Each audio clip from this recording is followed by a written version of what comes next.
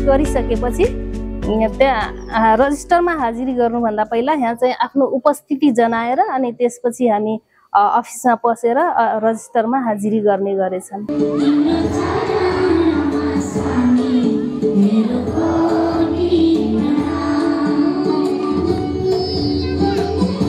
यसमा शिक्षक तथा कर्मचारीको उपस्थिति विवरण अनि नाम थर अनि जिम्मेवारी चाहिँ के हो, कसको के जिम्मेवारी भन्ने कुरा अनि कुन लेभलको टिचर हो भनेर त्यो कुरा पनि खुलाइएको छ।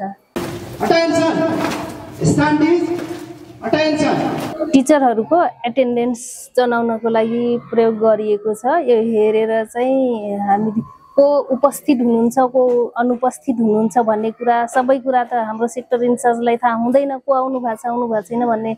अनि यो चाहिँ सर हेरेर अनुपस्थित को हुनुहुन्छ भनेर थाहा पाउन सकिन्छ। अनि हेरेर चाहिँ हाम्रो विद्यार्थीले पनि को सर आउनु भएको छ, को सरहरू आउनु भएको छैन भनेर थाहा पाउनुहुन्छ। अनि त्यही अनुसारको हाम्रो त्यो खाली पिरियडमा विद्यार्थीहरूको जो सर अनुपस्थित हुनुहुन्छ नि उहाँहरूको चाहिँ त्यो खाली पिरियडमा जो सरहरूको लेजर पिरियड छ उहाँहरूले चाहिँ कभर गर्ने गरी हामीले चाहिँ टाइम टेबल बनाएर त्यो यो पिरियडमा यो सर जानुहुन्छ कभर गर्न भनेर हामीले त्यस्तो खाली घन्टी चाहिँ छोडेका छैनौँ। त्यसको चाहिँ एउटा फाइदा त्यो भइहाल्यो।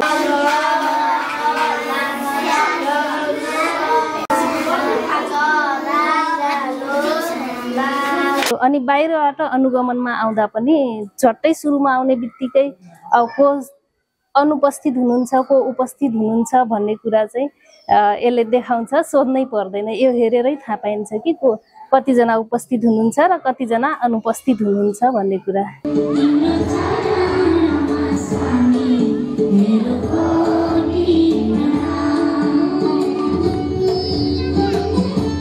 स्कुल प्रवेश गरिसकेपछि त्यहाँ रजिस्टरमा हाजिरी गर्नुभन्दा पहिला यहाँ चाहिँ आफ्नो उपस्थिति जनाएर अनि त्यसपछि हामी अफिसमा पसेर रजिस्टरमा हाजिरी गर्ने गरेछन्। यसमा शिक्षक तथा कर्मचारीको उपस्थिति विवरण अनि नाम थर अनि जिम्मेवारी चाहिँ के हो, कसको के जिम्मेवारी भन्ने कुरा अनि कुन लेभलको टिचर हो भनेर त्यो कुरा पनि खुलाइएको छ।